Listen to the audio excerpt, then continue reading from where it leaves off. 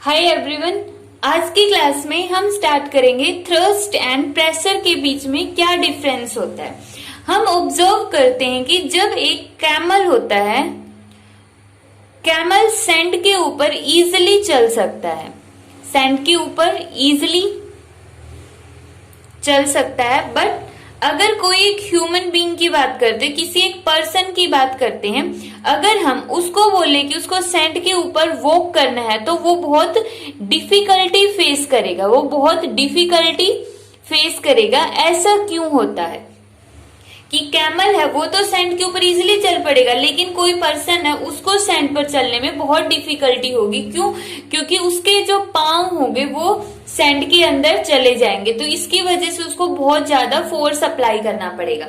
Second example हम देते हैं कि जैसे कोई नाइफ हो गया, उसकी जो एज होती है वो हम शार्प क्यों बनाते हैं? जितनी ज्यादा हम बोलेंगे कि उसकी एज शार्प होगी, उतना ही ज्यादा नाइफ क्या होगा, उतना ही ज्यादा अच्छी क्वालिटी का वो नाइफ होगा। तो ऐसा क्यों होता है? इन सभी क्वेश्चनों का आंसर देने के लिए हमें समझना पड़ेगा कि थ्रस्ट क्या होता है और प्रेशर क्या होता है। सबसे पहले हम देखते हैं थ्रस्ट। थ्रस्ट की डेफिनेशन क्या होगी? थ्रस्ट की डेफिनेशन होगी the net force in a particular direction, the net force in a particular direction is known as thrust, is known as thrust। अब इसका मीनिंग क्या हुआ कि एक तो हमने एक ये वाला केस लिया जिसके अंदर ये जो बॉय है वो सैंड के ऊपर चल रहा है। अब चल रहा है तो इस केस में फोर्स तो इसका कितना होगा? F ही होगा। इसका फोर्स कितना होगा? वो F फोर्स ही होगा।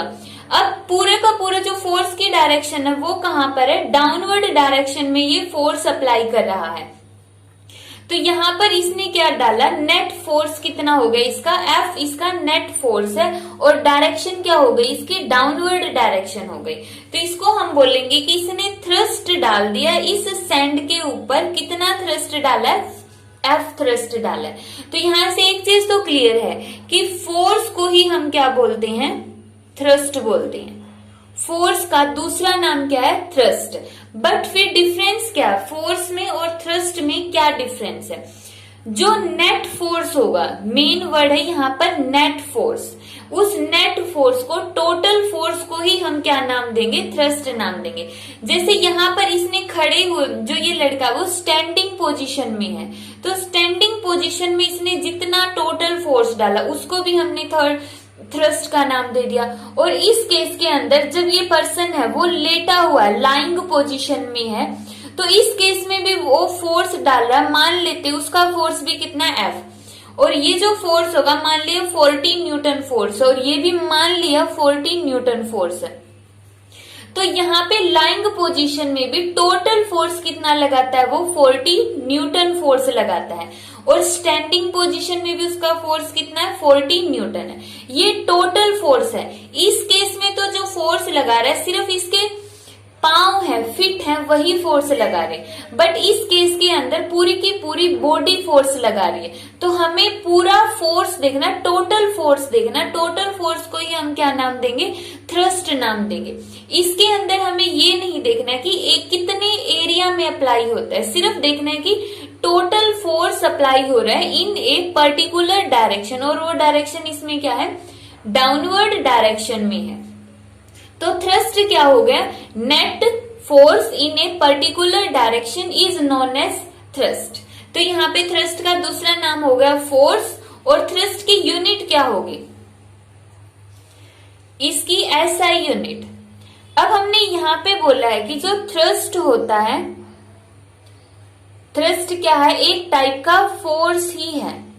और फोर्स की यूनिट हम पढ़ चुके। फोर्स की यूनिट क्या होती है? न्यूटन, जिसको हम रिप्रेजेंट करते हैं कैपिटल N से।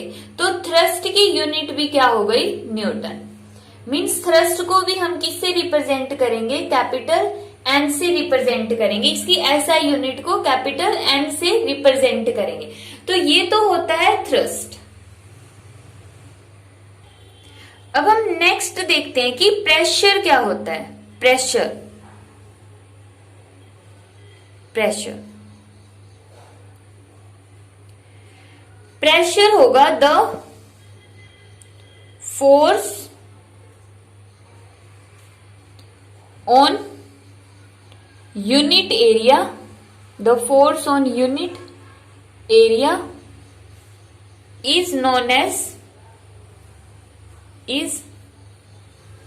known as pressure। तो प्रेशर को हम रिप्रेजेंट करेंगे कैपिटल पी से। तो ये हो गया प्रेशर। इसने क्या बोला है प्रेशर ने कि प्रेशर क्या होता है, फोर्स। तो इसका मतलब ये तो हो गया फोर्स पर यूनिट एरिया। यहां पर ऑन पर यूनिट एरिया भी ऐड कर सकते, कोई जरूरी नहीं है पर लगाना, बट पर का मतलब यहाँ पे हम डिवाइड में ले लेते कि force on per unit area. Divide में क्या आ जाएगा नीचे, एरिया।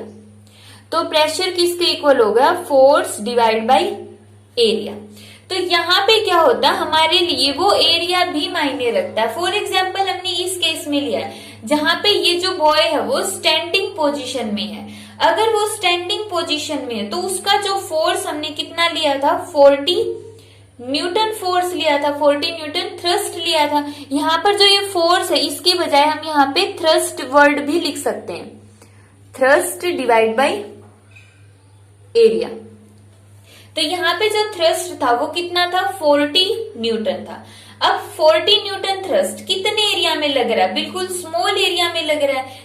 जितना इसके पांव का एरिया है उतने एरिया में इतना ज्यादा फोर्स लग गया। तो यहाँ पे फोर्स तो क्या है, ज्यादा है, और एरिया क्या है, कम। अगर डिनोमिनेटर में वैल्यू कम होती है तो जो यहाँ पर टर्म आएगी उसकी वैल्यू क्या हो जाएगी, ज्यादा आ जाएगी। फॉर एग्जाम्पल हमने लिया, जैसे हमने प्रेशर निकालना है, एरिया हमने बोल दिया यहाँ पे 5, तो कितनी वैल्यू आई यहाँ पे 0.2। इसकी बजाय अगर हमने एरिया को कम ले लिया, 1/2 ले लिया, तो प्रेशर की वैल्यू आ जाएगी 0.5। तो अगर डिनोमिनेटर वाली टर्म को हम इंक्रीज करते हैं तो यहाँ पे जो क्वांटिटी होगी उसकी वैल्यू क्या हो जाएगी, ज्यादा हो जाएगी। डिनोमिनेटर अगर स्मॉल है तो वैल्यू क्या आएगी, ज्यादा, और डिनोमिनेटर अगर बड़ी वैल्यू, डिनोमिनेटर स्मॉल है तो यहाँ पे प्रेशर आ गया ज्यादा। अगर डिनोमिनेटर क्या है, लार्ज वैल्यू है डिनोमिनेटर की, तो प्रेशर क्या आ जाएगा, कम आ जाएगा। तो यहाँ पे कम एरिया में ज्यादा फोर्स लग रहा है। अगर एरिया कम है तो प्रेशर क्या होगा, ज्यादा।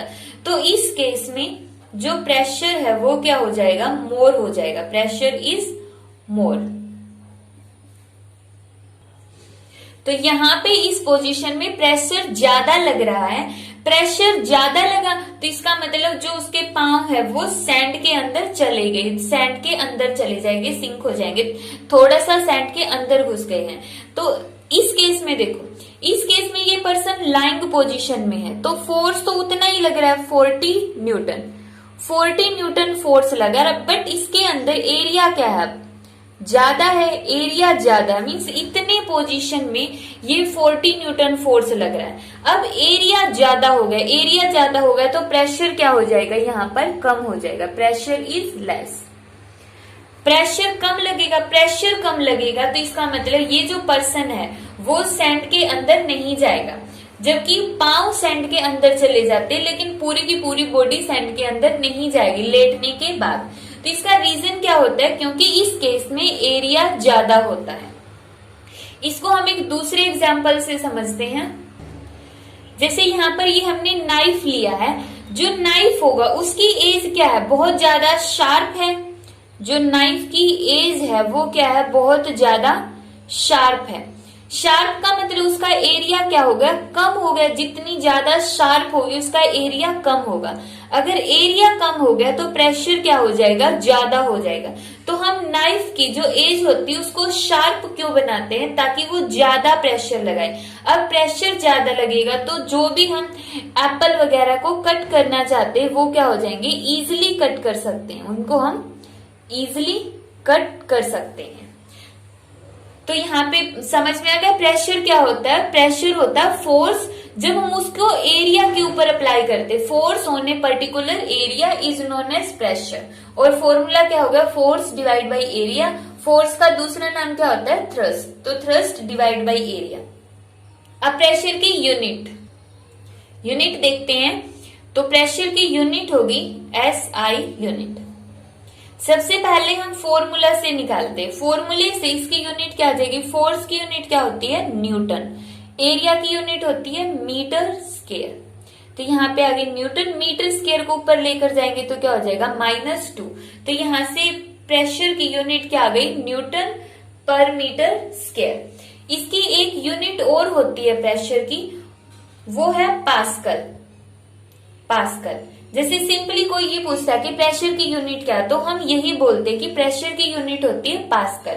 अब जो ये पास्कल यूनिट है ये किसने दी थी, एक साइंटिस्ट है ब्लेज पास्कल। तो इस साइंटिस्ट ने ये यूनिट को डिफाइन किया था और इसी के नाम पर फिर इसका प्रेशर की यूनिट क्या पड़ गई, पास्कल पड़ गई। साइंटिस्ट का नाम है ब्लेज पास्कल और इस पास्कल के नेम पर ही प्रेशर की SI यूनिट का नाम क्या होता है, पास्कल होता है। और 1 पास्कल को रिप्रेजेंट करेंगे कैपिटल P और स्मॉल a से, किसके इक्वल होता है, 1 न्यूटन पर मीटर स्क्वायर। तो आज की क्लास में हमने देखा थ्रस्ट और प्रेशर के बीच में क्या डिफरेंस होता है।